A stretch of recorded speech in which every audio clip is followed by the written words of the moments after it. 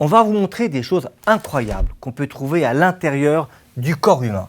Ici, c'est une énorme tumeur, un kyste de l'ovaire. Quand on l'ouvre, il y a énormément de liquide. Ça peut être très gros, très lourd, 10, 15, voire même 20 kilos. Ici, c'est une tumeur de l'utérus, une énorme tumeur à l'intérieur du corps utérin. Et puis une tumeur encore un peu plus particulière. Ici, un kyste de l'ovaire où on trouve des cheveux, on trouve des dents, des choses très particulières. Vous avez vu, Marine, ces choses-là ? Ah, c'est pas très ragoûtant. Alors, on va parler de quelque chose qui est beaucoup plus discret, beaucoup plus petit, mais qui est un cancer. Tout à fait. On va parler du cancer de la prostate. Alors ça, c'est une prostate normale, homogène, lisse, avec un petit sillon qu'on va pouvoir sentir à l'examen clinique. Et celle-ci est une prostate malade, pathologique, avec un nodule induré, donc qu'on va sentir aussi encore une fois à l'examen clinique. Et donc il s'agit d'un cancer de la prostate. Alors typiquement, ils font moins de 2 cm et c'est un cancer qui se guérit très bien avec un taux de guérison de plus de 80%. Donc ça, c'est rassurant. Il y a une autre chose qui est rassurante, c'est que même quand il ne guérit pas, on peut vivre avec un cancer de la prostate de nombreuses années, avec une vie quasiment normale. Vous savez que François Mitterrand, qui était président de la République, a exercé la fonction présidentielle avec un cancer pendant plusieurs années et c'était un cancer qui était déjà très évolué. Alors le mieux, c'est quand même d'éviter le cancer. Vous allez nous dire, Marine, quels sont vos choix, les choix de la médecine, pour prévenir ce cancer de la prostate avec une alimentation? Oui, il y a des aliments qui prennent soin de votre prostate. Par exemple, les choux. Et les choux, c'est bien parce qu'on en trouve à toute saison. Donc un chou rouge, des choux de Bruxelles, des brocolis ou du chou vert. Alors on va faire un petit clin d'œil à nos amis bretons, parce que je ne sais pas si vous êtes Bretonne. Non, je suis bourguignonne. Bon, mais j'aime beaucoup la Bretagne. Voilà, on aime la Bretagne, d'autant plus qu'en Bretagne, c'est là-bas qu'on cultive 80% des choux français. Alors le chou, il y a quand même une rumeur que je voudrais tout de suite casser qui pourrait nous amener à faire des bêtises.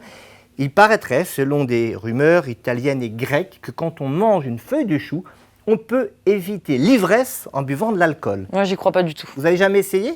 Ah non. N'essayez pas. Alors on va parler des tomates. On va parler des tomates plutôt, effectivement, qui ont montré, encore une fois, leurs bénéfices sur la prostate. Donc les tomates sont de saison estivale. Et les produits laitiers, bons ou mauvais pour la prostate? Alors les produits laitiers sont recommandés dans une alimentation équilibrée, mais les recommandations, c'est de consommer 2 produits laitiers par jour.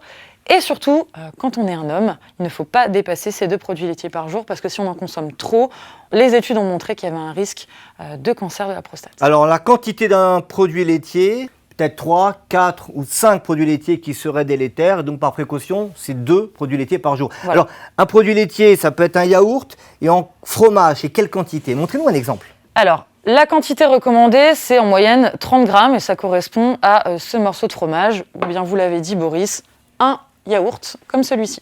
Alors, on peut donc limiter les risques de cancer, même si malgré ces recommandations, le cancer se développe. Il faut bien évidemment être suivi par un spécialiste, mais il y a quelque chose que l'on sait depuis quelques années, c'est qu'on peut laisser en place certains cancers, on n'est pas obligé dans tous les cas de les enlever, à condition toutefois de ce qu'on appelle une surveillance active. La surveillance active, ça consiste à faire régulièrement des prises de sang et de l'imagerie de la prostate. Et on a demandé à Sophie Hélène du collège de Pums de nous expliquer en quoi consiste cette imagerie de la prostate.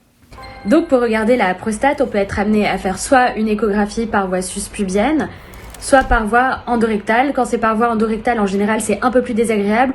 On va rentrer la sonde du coup par voie anale. En général, on met un préservatif et du lubrifiant dessus pour que ce soit moins désagréable. Ensuite aussi, on peut être amené à faire une IRM prostatique. Donc vous voyez ici qu'on a une lésion qui correspond à une tumeur qui apparaît en blanc ici, qui est ici aussi, et qu'on le voit également ici dans une zone un peu plus grisée.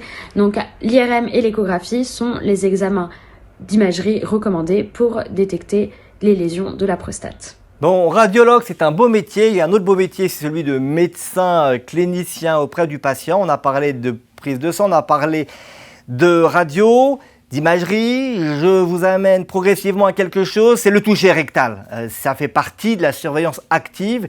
Et je vais vous demander, vous, Marine, qui avez une expérience de la médecine générale, comment on s'y prend? Si je viens vous voir, vous devez me faire un toucher rectal. comment vous me prenez finalement? Je vais éviter de vous le faire à vous, Boris, parce qu'on se connaît. Je vous ai pas demandé, hein. Comment? Je vous ai demandé de m'expliquer. Alors, le toucher rectal, c'est un examen médical simple, facile et qui peut être très utile pour détecter effectivement une anomalie au niveau de la prostate. Mais pour cela, il faut quand même être formé, avoir l'habitude de le pratiquer. Donc, c'est rarement une partie de plaisir, ni pour le patient, ni pour le médecin d'ailleurs. Mais voilà, ça fait partie de la médecine, d'appliquer des gestes comme celui-ci. Ah, vous allez quand même nous le montrer alors. Bah, je vous le montre, oui, évidemment. Là, si on voit, mais sur une maquette, hein, maquette de simulation utilisée pour enseigner les étudiants. Tout à fait. Donc, comme son nom l'indique, le toucher rectal, il va se pratiquer avec un doigt, l'index, et on va donc, voilà, aller voir, évidemment, avec des gants hein, et du lubrifiant aussi. On va aller vérifier, examiner la prostate. Donc, un examen régulier, il ne faut pas l'oublier. C'est un examen qui peut être compliqué à faire, et quand il y a un doute, c'est un urologue, le spécialiste de la prostate et du toucher rectal, comme Idir, qui fait partie du collège de PUMS. Et vous savez ce qu'on lui a demandé à Idir? Non? On lui a demandé combien de touchés rectaux il avait fait dans sa vie. Vous savez, Boris, on ne compte pas. C'est comme demander à un boulanger combien de croissants il a fait de sa vie. En revanche, le toucher rectal, c'est capital. En cas de dépistage, n'importe quel médecin pour le faire, mais en cas de cancer suivi, il faut un doigt de spécialiste. Vous savez, c'est comme la cuisine, plus on en fait, plus c'est de la qualité. Bon, vous cuisinez, Marine, hein? Oui, bien sûr, un Et peu. donc vous cuisinez bien, Ça va. voilà. Donc faites aussi attention à la prostate, hein. Alors, merci Boris, mais c'est à vous de faire attention à votre prostate. Oui, mais enfin, je voulais quand même vous dire que les femmes doivent faire attention, peut-être pas à leur prostate, mais à la prostate de leur conjoint. Ah, bien vu. Voilà, donc messieurs, faites attention à votre prostate. Mesdames, protégez vos conjoints.